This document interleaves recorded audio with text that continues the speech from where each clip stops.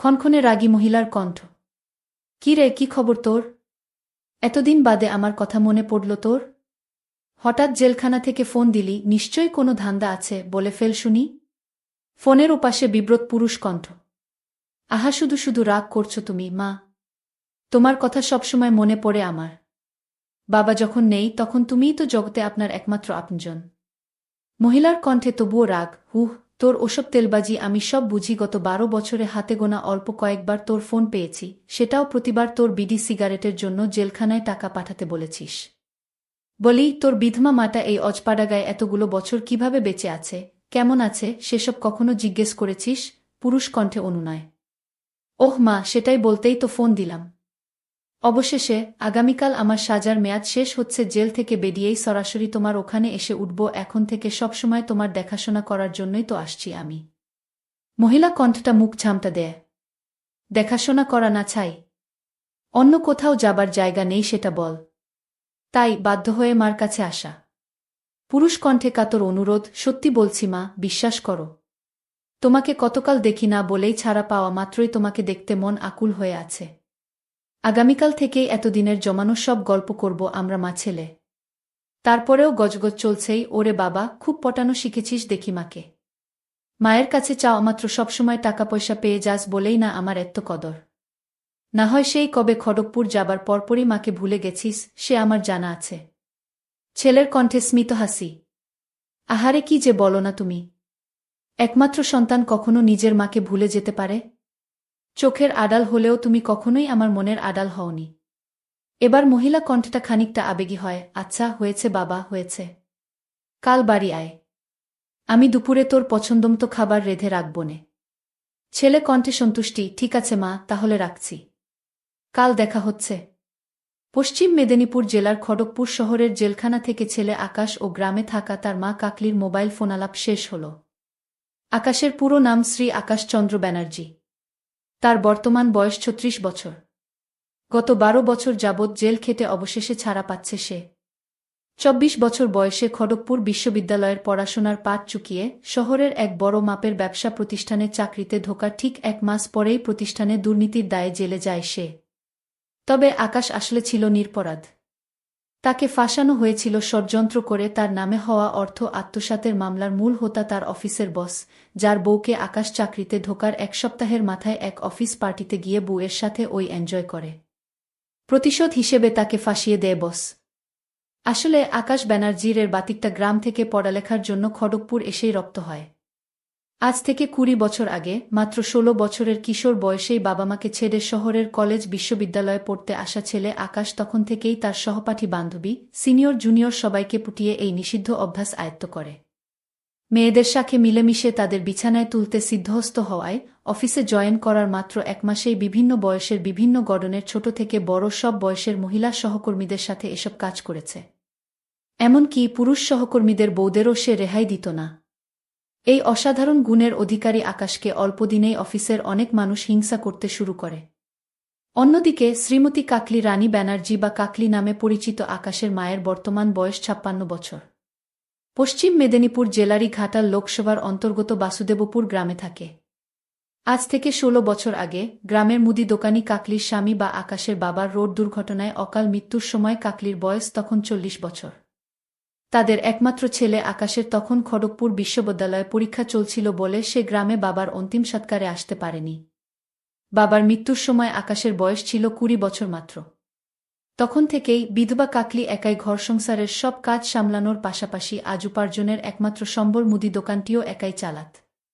কর্মঠ সংসারী নারী কাকলির দোকানের সামান্য আয় বাঁচিয়ে ছেলের শহরে পড়ালেখার সমস্ত খরচ মিটিয়েছে। এমনকি জেলে যাবার আগে ছেলের মামলা মোকদ্দমার ব্যয়, তার গত ১২ বছরের কয়েদি হিসেবে থাকার সিগারেট চায়ের খরচ সবই কাকলি পাঠিয়েছে গ্রাম থেকে। ছেলেটা বিধবা কাকলি জগত সংসারে একমাত্র আপনজন। তাই ছেলের জন্য ভালোবাসার অন্ত নেই তার। কিন্তু কাকলির চাপা অভিমান। আকাশ সেভাবে কখনোই তার মায়ের পরিশ্রম বা ভালোবাসার মূল্য দেয়নি ঠিকমতো। এমনকি বাবার মৃত্যুর পর জেলে যাবার আগের ৪ বছর বিধবা মাকে দেখতে গ্রামে পর্যন্ত আসে নাই সে। কাকলি ছেলেকে আসার কথা বললেই পরীক্ষা পড়াশোনার অজুহাতে এড়িয়ে যেত ছেলে। আসলে শহুরে মেয়ে বা নারীদের পেয়ে মাকে সময় দেওয়ার কথা মাথায় আসত না তার। স্বামীর মৃত্যুর পর গত ১৬ বছর বাসুদেবপুর গ্রামের নিভৃত কোণে একাই কাটিয়েছে মা কাকলি। এমন পরিস্থিতিতে পরদিন জেল থেকে ছাড়া পেয়ে তাই সরাসরি মেদিনীপুরের নিজ গ্রামে মায়ের কাছে ফিরে আসে ছেলে। ঘরের ছেলে এতগুলো বছর পর অবশেষে ঘরে ফিরল কিশোর পেরিয়ে, তরুণ পেরিয়ে, সে এখন ৩৬ বছরের হাট্টাকাট্টা মরদ। গ্রামের বাড়িতে পৌঁছতেই দেখে মা সদর দরজায় তাকে অভ্যর্থনা জানাতে দাঁড়িয়ে আছে। নিচু হয়ে মা কাকলিকে পা ছুঁয়ে প্রণাম করে আকাশ। আদরের ছেলেকে তৎক্ষণাৎ বুকে টেনে নিল মা। কান্না ভেজা আবেগী সুরে বলে, অবশেষে তুই এসেছিস বাপ। বাবামরা মাটাকে রেখে বিদেশ বিভুয়ে কতই না কষ্ট করলি। এতদিন পর বিধবা মাকে মনে পড়ল তোর? মাকে ধরে, আহারে কি যে বলো তুমি মা। নিজের একমাত্র পরিবারকে কোনো ছেলে ভুলতে পারে? ওসব শহর বিদেশের সবকিছু ছেড়ে ছুড়ে একেবারেই চলে এলাম। তবে এখন থেকে ছেলে হয়ে মায়ের সেবা করাই আমার একমাত্র কর্তব্য। বলিস কি রে, তোর মতো খড়গপুর বিশ্ববিদ্যালয় পড়া ছেলে গ্রামে কি করবি? তোর পছন্দমতো চাকরি কি এই অজপাড়া গায়ে হবে কোনো দিন? শহরে ছাড়া তোর উপযুক্ত কাজ কোথায় এই বাসুদেবপুর গ্রামে? শহরে আর ফিরছি না আমি মা। শহরের মানুষজন বড়ই কুটিল, দুর্জন, ষড়যন্ত্রকারী। দেখলে না, গত ১২ বছর বিনা দোষে জেল খাটতে হলো। আসামি পরিচয় এমনিতেও শহরে আর কোনো চাকরি জুটবে না ভাগ্যে। এই গ্রামেই একটা কিছু করে নিব মা, তুমি চিন্তা কর না। সে বুঝলাম তোর খড়গপুর ফেরার পথ নেই, কিন্তু গ্রামে চাকরি না পেলে হতাশ হয়ে মাকে ছেড়ে আবার কলকাতা চলে যাবি না তো? একেবারেই নয় মা। কলকাতা তো কোনো দূরের কথা, এই গ্রামের বাইরে আর কখনো কোনো দিন পা পড়বে না মোর। এই তোমায় গা ছুঁয়ে কথা দিলাম। দেখিস কিছুদিন পর শহরের টানে আবার মতো বদলাবি না তো? তোর ভরসা নেই? শহুরে ছেলের কি আর এতদিন পর গ্রামের জীবন পছন্দ হবে? বিলক্ষণ পছন্দ হবে মা। এই গ্রামে আমার নাড়িপোতা। কিছুদিন এই গ্রামের জীবনে খাপ খাইয়ে নিতে পারব। তুমি পাশে থাকলে মা, এসব কোনো ব্যাপারই না। কোনো কাজ না পেলে না হয় বাবার রেখে যাওয়া মুদি দোকানের কাজই হাত দেব। মা যেন হতবাক, বলিস কি রে, বিশ্ববিদ্যালয় পাশ ছেলে গ্রামের মুদি দোকানি করবি? মাথা ঠিক আছে তোর, নাকি সহজ সরল মাকে ঢপ মারছিস তুই? হাহা, মোটেও গুল বা মিথ্যে নয় মা। বিশ্ববিদ্যালয় পাশ ছেলেরা এখনকার যুগে কতই না পৈতৃক ব্যবসার কাজ করছে ইদানিং, তুমি জানো না বুঝি? আরও বড় কথা, তোমার বয়স হয়েছে। এমনিতেও এই মুদি দোকান চালানোর পরিশ্রম তোমার শরীরে আর পোষাবে না। আমি যখন এসেছি মুদি দোকানটা আমিই সামলে নিব না হয়। তুমি কেবল ঘর সংসারের গেরস্তি কাজ করবেক্ষণ। মায়ের শরীরের কথা উঠায় আলিঙ্গন ছেড়ে গ্রাম্য নারী মাকে এত বছর বাদে ভালো করে দেখতে নজর বুলাল আকাশ। তার মা শ্রীমতী কাকলি রানী ব্যানার্জির গায়ের রং বাঙালি নারীর মতো শ্যামলা, ফর্সাও নয় আবার কালোও নয়। মায়ের হাইট বাঙালি নারীদের মতোই, বেশি লম্বা নয়, ছোটখাট গড়নের। বয়সের কারণে ওজন আগের থেকে বেড়েছে। খুবই লোভনীয়, আকর্ষণীয় হওয়ায় বিধবা মার পেছনে গ্রামের সব ছেলেবুড়োর নজর থাকে সর্বক্ষণ। বিধবা হবার জন্য চিরায়ত বাঙালি গ্রামীণ নারীর মতোই সাদা শাড়ির সাথে সাদা ব্লাউজ পরে। একরাশ চুল মাথায় খোপা করা তার। বিধবা হিসেবে মাথায় কোনো সিঁদুর টিপ দেয়া নেই, হাতে কেবল দুটো করে, দুহাতে 4টে সাদা কাঁসার বালাচুড়ি পরে সে ব্যাস। গলায় নাকে কানে কোনো অলংকার নেই। কোনো ধরনের প্রসাধনী বা স্নো পাউডার মাখার বালাই নেই। মোটা মোটা লিপস্টিকবিহীন ঠোঁটগুলো হালকা গোলাপি রঙের। একেবারে সাদামাটা খেটে খাওয়া বাঙালি নারী কাকলি ছেলে আকাশ তার দিকে তাকিয়ে ড্যাব ড্যাব চোখে তাকে গিলছে দেখে প্রথমে বেশ লজ্জা পায় বিধবা নারী কাকলি। স্বামী মৃত্যুর এতগুলো বছর পর তারই বাড়ির উঠোনে দাঁড়িয়ে তাকে জরিপ করছে বাড়ির কোনো পুরুষ, যেই পুরুষ আর কেউ নয় বরং তার পেটের সন্তান। বিষয়টা কেমন যেন অন্যরকম অনুভূতির শিহরণ জাগাল তার। অনির্বচনীয় একটা কিছুর উদ্রেক হল তার দেহমনে। কিছুক্ষণ পর কাকলি সামলে উঠে চোখ মেলে সামনে দাঁড়ান একমাত্র ছেলেকে দেখতে লাগল। ভীষণ অবাক হয় ছেলেকে দেখে সে। বাব্বাহ, বাবা গো বাবা, সেই 16 বছরের কিশোর ছেলেটি আর নেই। আকাশ দিব্যি মর্দের মতো দামড়াচমড়া গড়নের পুরুষ দেহের যুবকদের মতো দেখতে হয়েছি দেখি, মনে মনে ভাবে কাকলি। আকাশ দেখতে একেবারে আর 10টা বাঙালি শহুরে ছেলের মতোই। জেল খেটে রোদে পুড়ে কিছুটা তামাটে মুখমণ্ডল, ক্লিনশেভ করা চৌকোনা আকৃতির পুরুষালী মুখ। একসময় পেটানো স্বাস্থ্যের হলেও জেল খেটে ও বয়সের জন্য বেশ নাদুস দেহ। পেটে হালকা ভুডিও আছে আকাশের।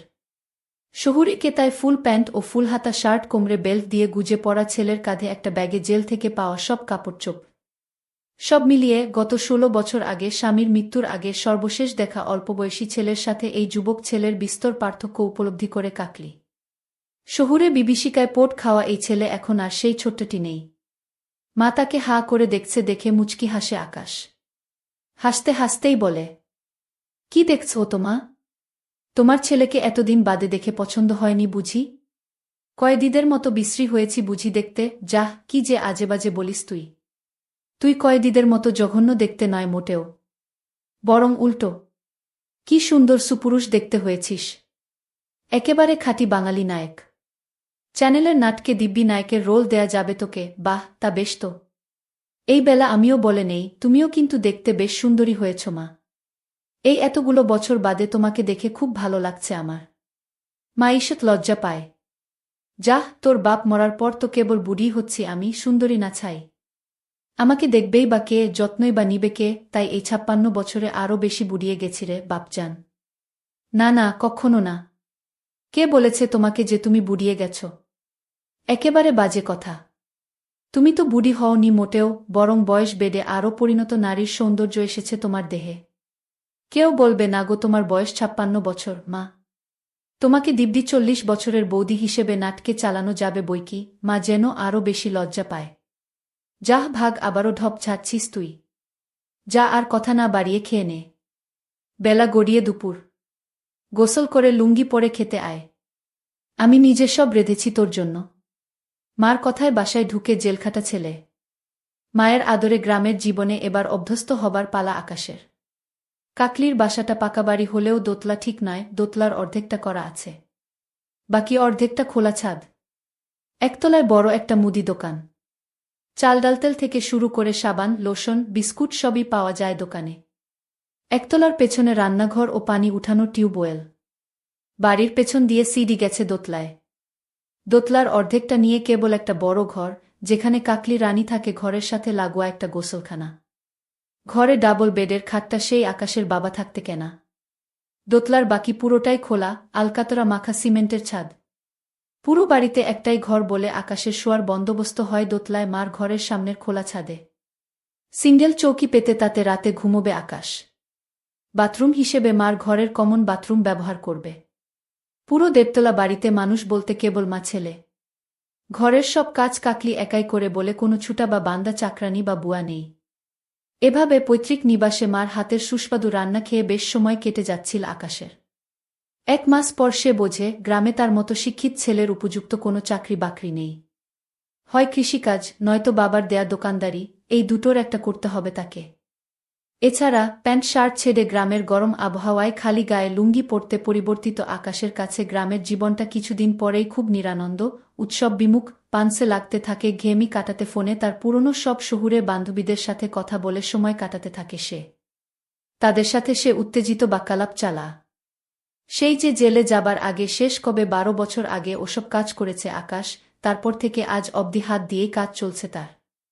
আসলে সত্যি বলতে কি, জেলখানার কয়েদি হিসেবে গত ১২ বছরের শারীরিক বা মানসিক কষ্টের চেয়ে নারীদের সাথে এনজয় করতে না পারার কষ্টটাই জেলে বেশি অনুভব করেছিল আকাশ। মায়ের গ্রামের বাড়ি এসেও এনজয় করার অনুপস্থিতি অসহনীয় লাগতে থাকে তার। গ্রামের অন্যান্য নারীছুড়িরা জেলখাটা আসামি হিসেবে ভয় পেয়ে তার সাথে মিশে না কেউ। বিবাহের বয়সী ৩৬ বছরের জোয়ান ছেলের সাথে গ্রামের কোনো নারী কথা বলার সাহস করে না, ওসব তো পরের কথা। তাই রোজ রাতে খেয়ে দেয়ে মা ঘুমনের পর খোলা ছাদে বিছানো নিজ চৌকিতে শুয়ে মোবাইলে ছাইপাস দেখে দিন কাটছিল আকাশের। এভাবেই পেরো ১ মাস। ১ মাস পর কোনো একরাতে হঠাৎ তুমুল বৃষ্টি নামায় আকাশের খোলা ছাদে ঘুমোনোর উপায় থাকে না। মা কাকলির কথামতো মায়ের ডাবল বেডের খাটের পাশে মেঝেতে তোষক পেতে সে কিছুক্ষণ বাদে মা ঘুমিয়েছে ভেবে রোজকার অভ্যাসমতো মেঝের বিছানায় শুয়ে মোবাইলে ভিডিও দেখে হস্তশিল্প করে শান্তির ঘুম দেয় সে। মা কিছু টের পায়নি ভেবে ছেলের ধারণা ছিল সম্পূর্ণ ভুল। রাতের বেলা ছেলের এসব কর্মকাণ্ডে মা খাটের নিচে উকি দিয়ে ছেলের অলক্ষ্যে পুরো ঘটনাটাই চাক্ষুষ করে। সে রাতে ছেলে ঘুমোনোর পর চুপিসারে উঠে ছেলের মোবাইল ঘেঁটে দেখে কাকলি।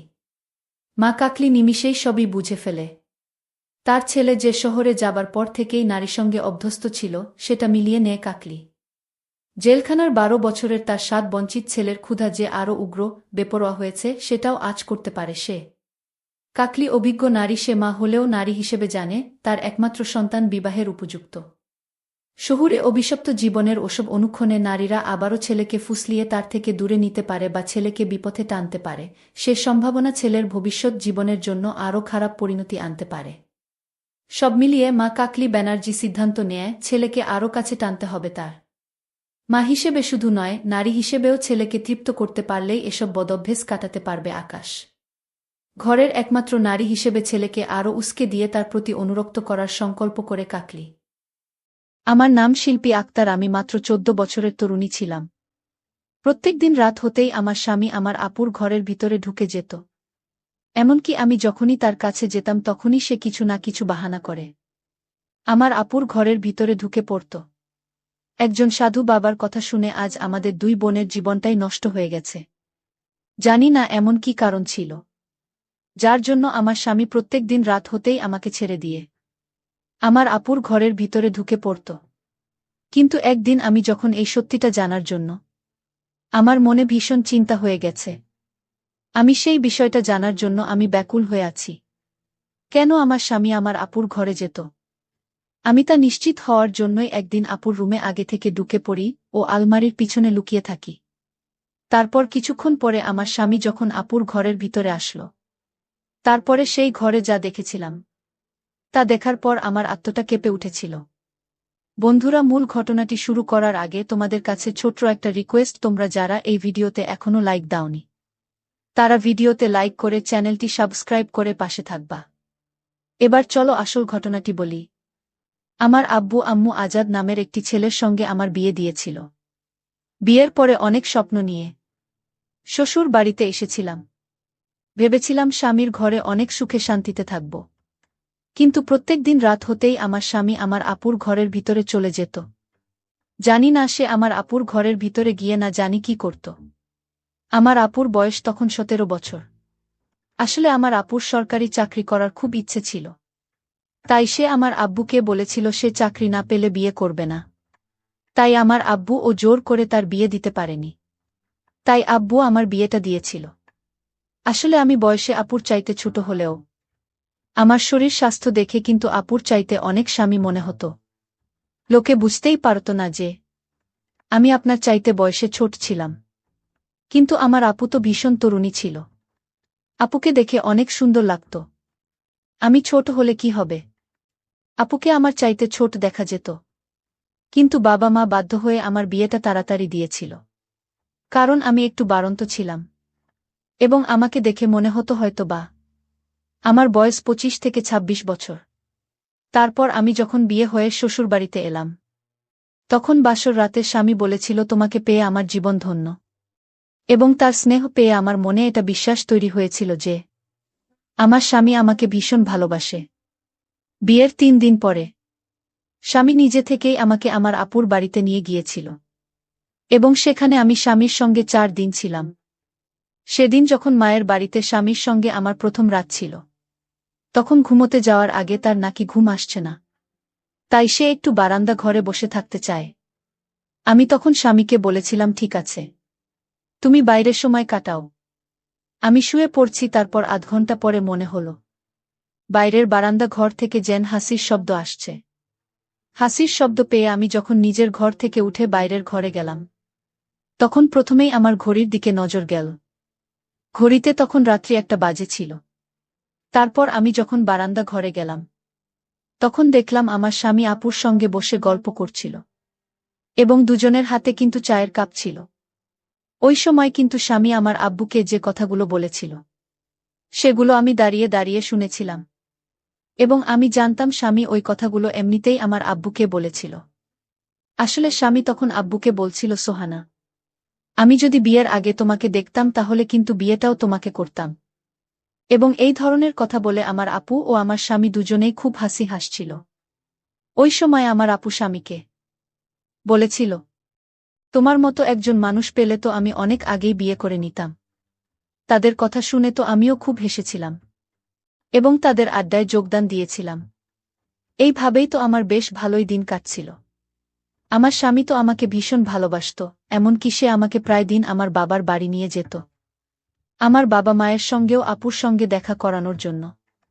আমি তখন ভাবতাম যে আমার স্বামী কত ভালো, সে আমার সকল কথা রাখে। কারণ একটা মেয়ের যখন বিয়ে হয়ে শ্বশুরবাড়িতে আসে তখন কিন্তু তার একটু আলগা মনে হয় এবং প্রায় দিন ইচ্ছে হয় বাবা মায়ের বাড়ি যেতে। এবং এই বিষয়টা আমার স্বামী বুঝত এবং আমার স্বামী আমার প্রতি এত যত্ন দেখে আমি ভীষণ খুশি হতাম। তারপর আমাদের বিয়ের কিছুদিন পরে যখন বিয়ের অ্যালবাম আমার স্বামীর হাতে দিয়ে যায় তখন সে খুব খুশি হয়ে বিয়ের অ্যালবামটা হাতে নিয়ে আমাকে না দেখিয়ে ঘরের ভিতরে গিয়ে ঢুকে পড়ে এবং ভেতর থেকে দরজাটাকে লক করে দেয়। তারপর আমি যখন কিছুক্ষণ দরজায় বাড়ি দিয়ে স্বামীকে বললাম, আরে তুমি কি একাই অ্যালবামটা দেখবে নাকি আমাকেও একটুখানি দেখতে দেবে?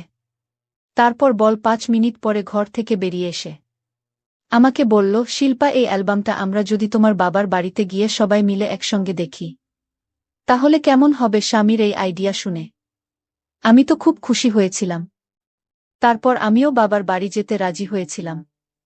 তারপর সেদিন সন্ধ্যায় যখন বিয়ের অ্যালবামটা নিয়ে বাবার বাড়িতে যায় তখন আমি, আপু এবং আমার স্বামী আমরা ৩ জন মিলে বিয়ের ছবিগুলো দেখেছিলাম। এদিকে আমার শ্বশুর বাড়িতে আমি, স্বামী, আমার শ্বশুরমশাই ছাড়া আর কেউ ছিল না। আমার স্বামী তার বাবা মায়ের একমাত্র সন্তান ছিল। তাই আমার শ্বশুর কিন্তু আমার স্বামীকে যতটা ভালোবাসত আমাকেও ঠিক ততটাই ভালোবাসত।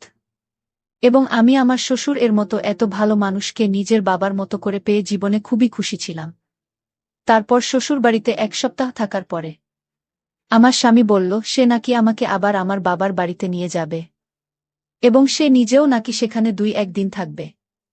এই কথা শুনে তো আমি খুব খুশি ছিলাম যে আমার স্বামী আমার সঙ্গে আমার বাবার বাড়িতে ২-৩ দিন থাকবে। তারপর বাবার বাড়ি গিয়ে আমরা ৩ জনে মিলে সারা দিন কিন্তু খুব গল্প করব।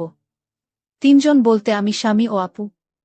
তারপর সেদিন আমার আপু যখন নিজের মুখে আমার স্বামীকে বলেছিল যে আমাদের বাড়ির পাশে যে দরগাটা আছে সেই দরগাতে একজন সাধু বাবা আছেন এবং ওনার সব কথা কিন্তু সত্যি হয়। এবং আমার আপু তো এই সাধু বাবার অন্ধভক্ত ছিল। ওই সাধু বাবা যা বলতো আমার আপু কিন্তু ওনার সব কথা বিশ্বাস করত। আসলে আমার আপু পড়াশোনায় ভীষণ ভালো ছিল এবং সে ভবিষ্যতে চাকরি পাওয়ার যোগ্য কিনা সেটা জানার জন্য প্রায় দিন কিন্তু ওই সাধু বাবার কাছে চলে যেত। আমার আপু যে সাধু বাবার অন্ধভক্ত ছিল এই কথাটা কিন্তু আমি অনেক আগেই আমার স্বামীকে বলেছিলাম এবং সেটা জানার পরে স্বামী আমাকে বলেছিল, তোমাদের সাধু বাবার তো অনেক নাম শুনেছি, তাই আমিও তোমাদের এই সাধু বাবার সঙ্গে একবার দেখা করতে চাই। তারপর আমার স্বামীর কথা অনুযায়ী সেদিন আমরা ৩ জনেই কিন্তু সাধু বাবার কাছে গেছিলাম।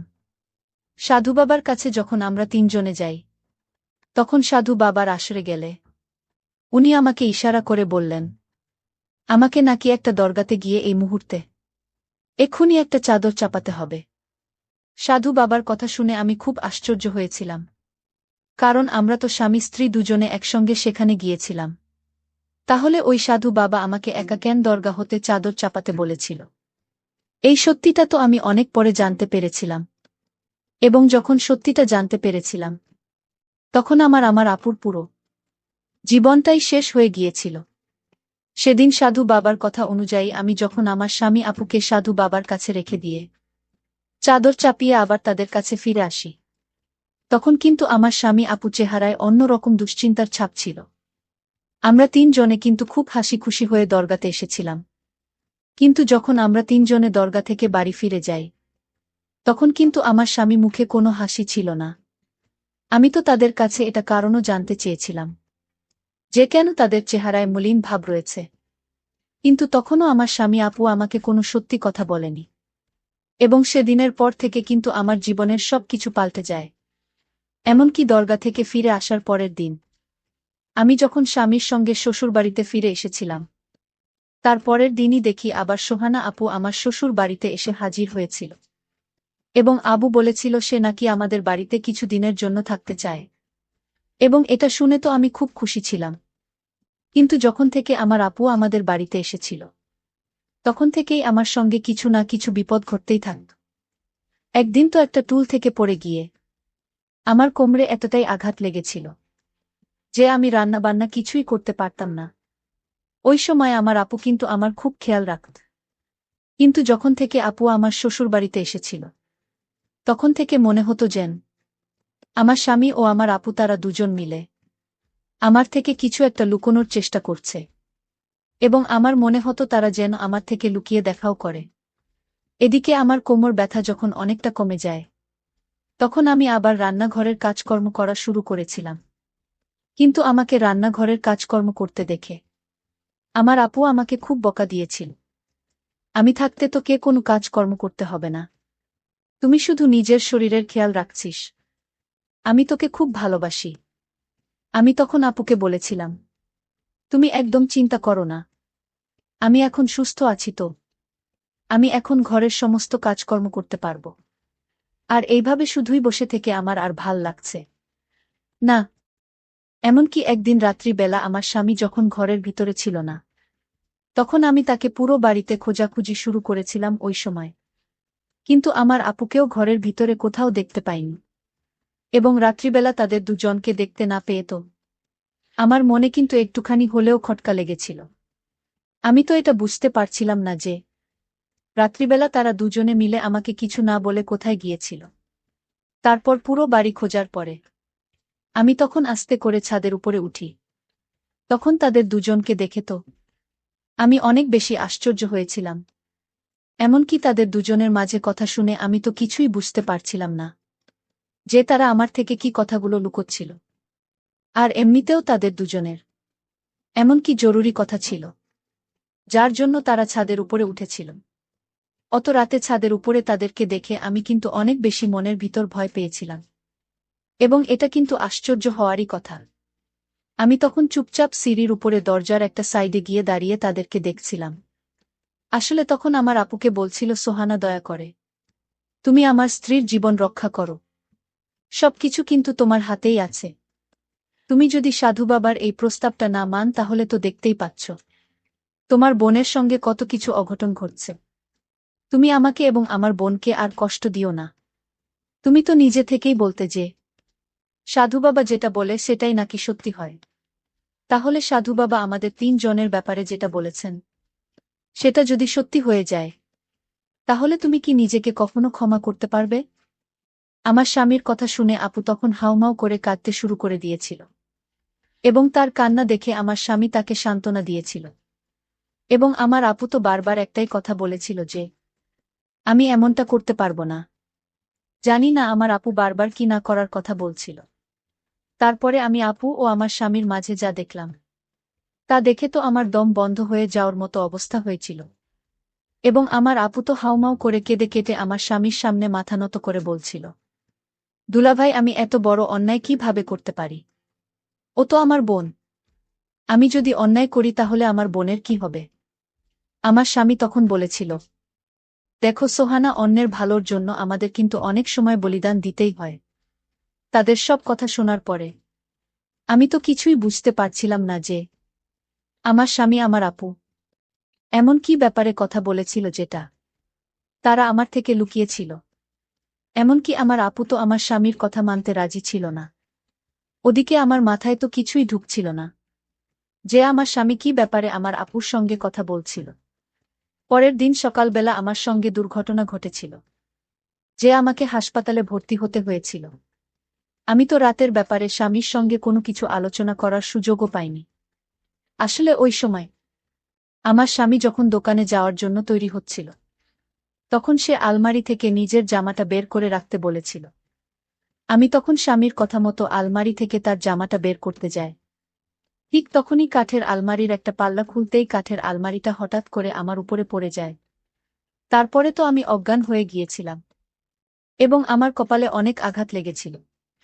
এবং আমি 1 সপ্তাহ কিন্তু হাসপাতালে ভর্তি ছিলাম। 1 সপ্তাহ পরে আমি যখন আমার মায়ের সঙ্গে শ্বশুরবাড়িতে ফিরে আসে, তখন আমার মনে হলো আকাশটা যেন আমার মাথায় ভেঙে পড়ল। কারণ আমার স্বামী ও আমার আপু তারা দুজনে কিন্তু বসে গল্প করছিল। তাদের মুখে অনেক হাসির চাপ দেখতে পেলাম। আমার কাছে মনে হয়েছিল তারা দুজন মনে হয় অনেক আপন। মনে হয়েছিল যেন 1000 বছর ধরে তাদের পরিচয়। আসলে আমি যখন হাসপাতালে ভর্তি ছিলাম তখন পুরো বাড়িটা আমার আপু কিন্তু সামলেছিল। তারপর আমি যখন হাসপাতাল থেকে শ্বশুরবাড়িতে ফিরে আসি, তখন আমাকে দেখামাত্রই আমার স্বামী অনেক বেশি আশ্চর্য হয়ে যায়। সে তখন আমাকে বলে, তুমি এখানে কি করছো? আমি তখন স্বামীকে অবাক হয়ে বললাম, আমি এখানে কি করছি? মানে আমি আমার নিজের বাড়িতে ফিরে এসেছি। তুমি কি আমাকে দেখে খুশি হওনি? আমি 7 দিন পরে আজ শ্বশুরবাড়িতে ফিরে এসেছি। তোমার তো আমাকে দেখে খুব খুশি হওয়া উচিত ছিল। ওই সময় কিন্তু আমার শ্বশুরমশাই ও বাড়িতেই ছিলেন। উনি তো আমাকে দেখামাত্রই অনেক বেশি খুশি হয়ে বললেন, বৌমা, আজ তুমি 7 দিন পরে বাড়ি ফিরে এসেছ। আজ আমি খুব খুশি, কারণ আমার ঘরের লক্ষ্মী আমার ঘরেই আবার ফিরে এসেছে। কিন্তু আমি যখন ঘরের ভিতরে প্রবেশ করি, ঠিক তখন আমার স্বামী আমাকে যা বলেছিল সেটা শুনে তো আমার মাথায় যেন আকাশ ভেঙে পড়েছিল। কারণ স্বামী তখন সবার সামনে বলল, শিল্পা, আমি তোমাকে তালাক দিয়েছি। তাই আজ থেকে তুমি এখানে নয়, তুমি তোমার বাবা মায়ের কাছেই থাকবে। এবং সোহানাকে আমি নিজের স্ত্রী করব। তাই সোহানা আমার বাড়িতে থাকবে, শুধু তাই নয়, আমরা দুজন দুজনকে অনেক ভালোবাসি। আমি তার জন্য জীবন দিতেও প্রস্তুত। আমি তখন হতভম্ব হয়ে স্বামীর দিকে তাকিয়ে বললাম, তোমার কি মাথা খারাপ হয়ে গেছে? তুমি এইসব উল্টোপাল্টা কি কথা বলছ? ঠিক ওই সময় আমার শ্বশুরমশাই তার ছেলের গালে একটা থাপ্পড় মেরে বললেন, এটা কি ইয়ার্কি করার সময়? বৌমা এখনো অসুস্থ আছে, আর তুই তার সামনে এই ধরনের বেহুদা কথা বলছিস? ওই সময় কিন্তু আমার আপু কেঁদেই যাচ্ছিল, এবং সে মাথা নিচু করে চুপচাপ দাঁড়িয়েছিল। তখন আমি না পেরে আমার আপুর কাছে গিয়ে জিজ্ঞেস করেছিলাম, আপু, আমার স্বামী যেটা বলছে সেটা সত্যি কথা? আমার আপু তখন কেঁদে কেঁদে বলেছিল যে, হ্যাঁ, এটা একদম সত্যি কথা, যে তারা দুজনে আমার অনুপস্থিতিতে সকল কিছুই, এবং তারা বিয়েও করবে। সবকিছু শোনার পরে আমার বাবা মা তো আমার আপুর সঙ্গে সেখানে সব সম্পর্ক শেষ করে দিয়েছিল, এবং আমাকে তারা নিজের বাড়িতে ফিরিয়ে নিয়ে এসেছিল। সবকিছু নিজের চোখে দেখার পরে তো আমি তো জ্যান্ত লাশের মতো হয়ে গিয়েছিলাম। পরের দিন আমার স্বামী যখন সমাজের 10 জন লোকের সামনে আমার আপুকে কবুল করার প্রস্তুতি নেয়, এবং এ সময় কিন্তু কাজী সাহেব ও তাদের বিয়ে কবুল করানোর জন্য প্রস্তুত ছিল, ঠিক তখনই আমি পুলিশকে নিয়ে সেখানে হাজির হয়েছিলাম। আসলে তার আগের দিন রাতেই আমার আপু আমাদের বাড়িতে এসেছিল, যদিও আমার বাবা মা তাকে ঘরের ভিতরে ঢুকতে দিতে রাজি হয়নি। কিন্তু আপুর কাকুতি মিনতি দেখে আমি বাবা মাকে বলেছিলাম তারা যাতে একটিবার আপুকে ঘরের ভিতরে ঢুকতে দেয়, এবং তখন আপু বলেছিল যে তারা নাকি আমার ভালোর জন্য দুজনে মিলে বিয়ে করার সিদ্ধান্ত নিয়েছে। আমি তখন বিয়ের কারণটা জানতে চেয়েছিলাম।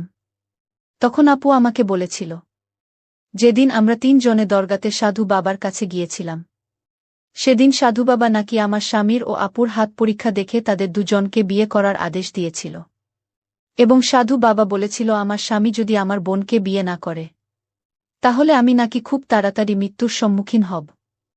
এবং সাধু বাবার কথা শুনে ও আমার আপু যখন এই প্রস্তাবে রাজি হয়নি, তখন আমার প্রাণরক্ষার জন্য নাকি আমার স্বামী আপনার কাছে আমার প্রাণের ভিক্ষা চেয়েছিল।